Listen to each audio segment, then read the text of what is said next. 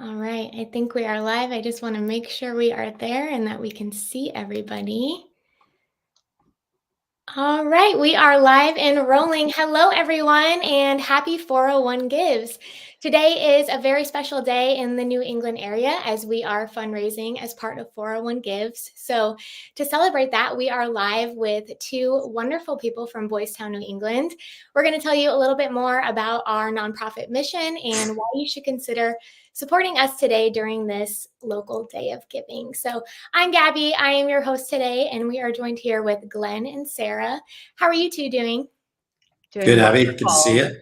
Good. Great to have you on. So, first, I'm going to have you both introduce yourselves and tell us more about your role at New England. So, we'll start with Glenn here in the middle. All right. So, hello, everybody. I'm Glenn Hoffman. I'm in my third year at Boys Town. It's been a great experience for me. I'm our director of fundraising, and rather than using the word fundraising, I like to say that I'm in charge of communicating something I'm very passionate about, which is the mission at Boys Town. And it's been a lot of fun, and glad to be able to talk a little bit more about it today. Hi, everyone. I'm Sarah Galvan. I'm the executive director of Boys Town, New England. Have been in the New England area for about 5 years, with the organization for 18. I am so excited to be with you here today and for us to raise money for a very, very important cause and use that through the 401 Gives channel of giving. So excited to be here. Yeah. Sarah, you've had a number of roles at Boys Town, haven't you, over 18 years? What all have you done? Oh gosh, do we have 30 minutes? No, I have. I've had a great opportunity. I started at our Washington, D.C. location and then spent some time at our headquarters in Omaha, Nebraska, and then back to D.C. for several years.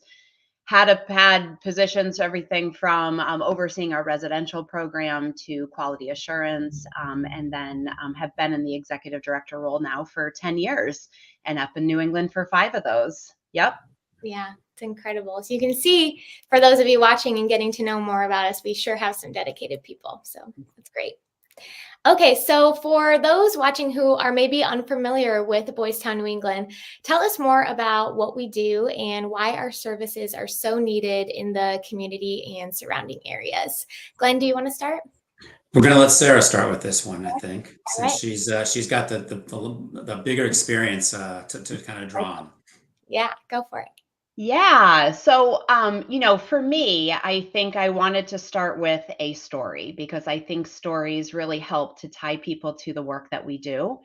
So, today I would like to tell you the story of a young boy named Michael, and it will be brief. Michael was 12 years old when he started down a criminal path. Michael's mom really struggled with her own demons of drug addiction. And really, from an early age, Michael has memories of his mom having men come in and out of their house. Michael really having to help his mom through in her drunken state. And so when Michael was 12 years old, he decided that he would take to the streets to find love and to find a family and what he thought could be a family. He was forced to be the caretaker of his 2 young siblings. And Michael started to get involved in the juvenile justice system, and he got criminal charges, everything from stealing cars to armed robbery, to truancy, skipping school. And at the age of 16, Michael found himself at Boys Town at our residential campus. And over time, Michael had allowed himself to let down his walls. Michael started to feel the love of a family in a way that he didn't ever knew existed. It was so incredible to see Michael's transformation. He started to finally feel at the age of 16 that he could be a kid. He wasn't responsible for anyone. He was responsible for learning new things. He felt safe in his home. He didn't have to take care of his mom anymore in that capacity. And for the first time at 17 years old, he celebrated a birthday. And it was the first birthday that Michael has ever celebrated in his life. Up until that time, Michael has never received a cake. He never received a party. He had no gifts that were purchased for him, and no happy birthday from his family. At 17 years old, Michael was never celebrated his whole life. So we asked Michael what he wanted for his birthday. We said, "We are here to celebrate you. It is your big day. You're 17 years old." And Michael wanted a really simple thing. He wanted a king's cloak so that he could wear all day long. It was the most simple thing, but for Michael, he wanted to feel like a king for a day because he has never experienced that before. And I remember vividly, this was several years ago, Michael, for the first time in his 17 years, felt like the most important person on his birthday. And that was achieved here at Boys Town. And that is what we do. We take kids, we help them to be able to feel like the most important person, to help them feel like there is love, there is support. We bring safety to their network. And it is the most incredible thing to see our kids transform from what they think they need to do on the streets to being something so much bigger and so much better for their life. I mean, there are so many stories like that, which is great. And they can be within our family home structure here in Portsmouth on this Portsmouth campus. They can be within our foster care program that in both Massachusetts and Rhode Island, or they can even be in the Pawtucket school system where we're working on the behavioral side for all the kids, which post-pandemic is obviously a big thing to do. But I think in each of these cases, the kids just want to know that someone cares about them. It's just that simple. And I always say, working at Boys Town, it's almost like a dichotomy, because in some senses, every story you tell, you start off feeling so sad, like, oh my gosh, these kids, they've just been dealt such a rotten start to their life. Not their fault, but that's what happens. And yet they come to Boys Town, and through the services and the wonderful programming people that we have that work just so devoted to them, then they start to feel better about themselves. They start to feel that they do have some value. They start to have a plan for their future. So it makes you feel that sadness that you started off feeling, you start to feel really good about where they come to. And there's just so many great stories about that. Yeah. And they're emotional, but it's why it's such a wonderful mission that was started by Father Flanagan so many years ago. And the quote that I always get is, every kid is a good kid. And like, that is so true. It's just that we're all born into different pathways, and we're trying to help the kids that maybe didn't get born into a really good pathway. Yes, well said. And thank you for sharing that story.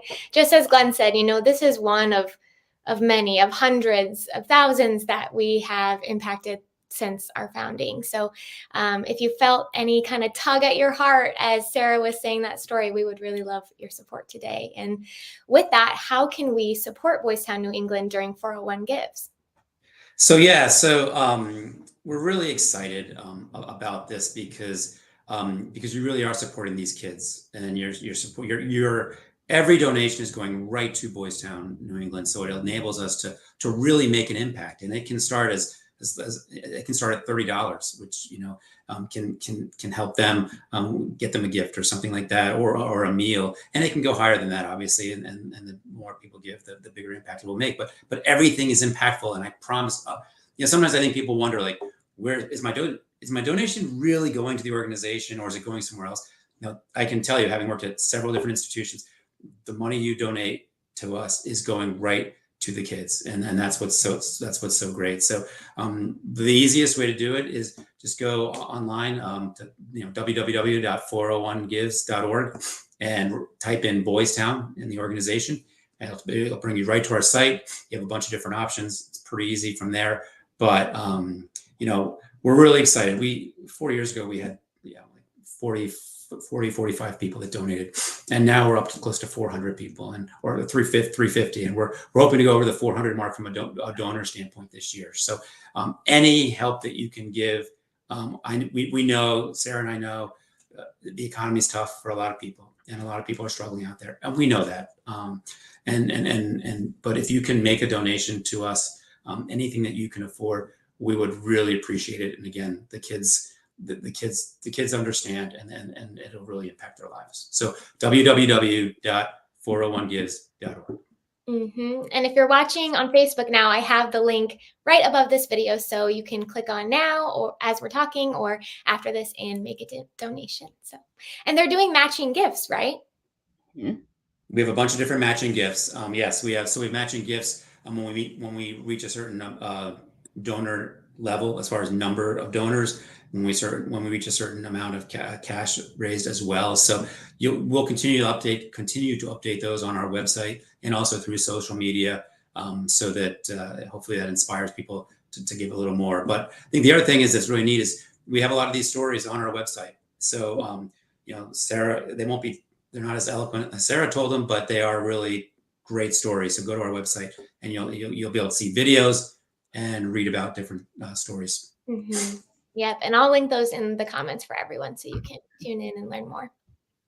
Wonderful. So our fundraising goal is $50,000. How will those donations impact children and families directly? Yeah, so goal is $50,000. Just like Glenn said, all the money is going to go back right into the services for our kids and our families that we serve. So everything that we raise today will go right back into our programming to really make a difference for kids just like Michael that I told about earlier.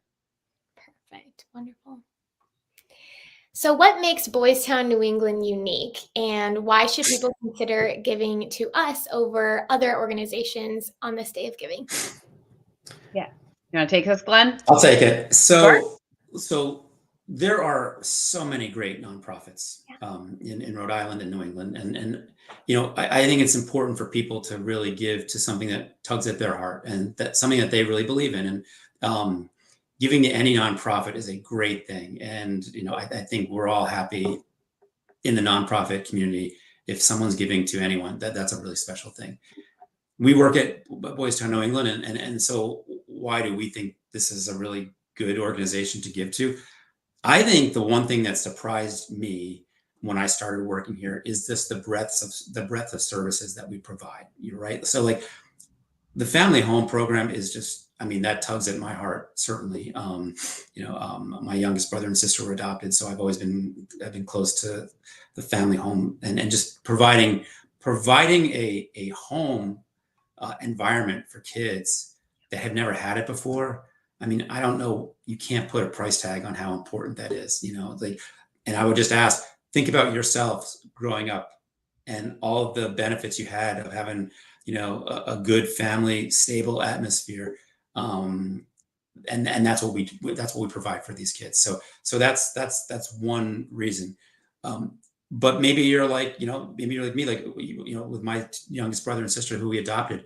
So the foster care programming for us is really dear to my heart because with having adopted two kids, a brother and a sister, like I realized how, there is some type of, that there's that connection and everything. So I understand that. And then my gosh, the, like after the pandemic, how many times have we heard like that from an academic standpoint, it's been really challenging for kids. And I'm sure a lot of you out there, have young sons and daughters that have struggled a little bit in school. Well, you go to Pawtucket, that's a tough environment. And, economically people are challenged. And then the school system, we're in every school in Pawtucket, helping the teachers focus on teaching.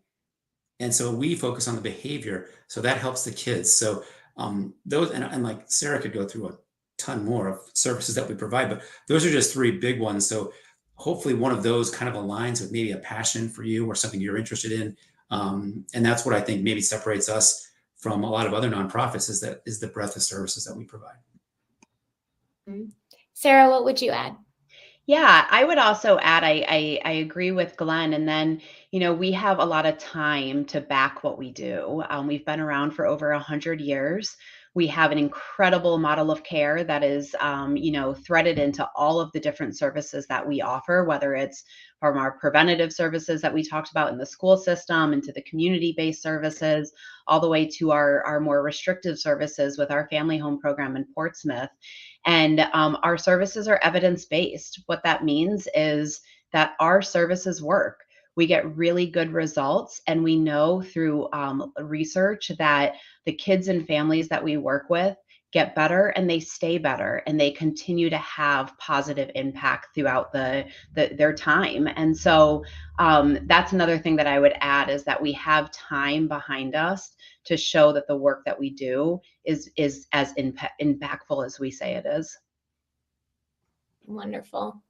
Well, thank you both so much for hopping on during 401 Gives. It was great to learn more about both of you and Boys Town, New England, for those who are unfamiliar.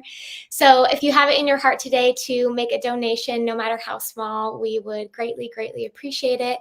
As I mentioned, the link is above to make a donation, and we'll also leave several other resources and information about Boys Town, New England in the comments section. So thank you so much for watching. Make sure you share this video with your friends and family so we can get the word out and hopefully generate more donations as well. Thanks, everyone. Thank Thanks. you.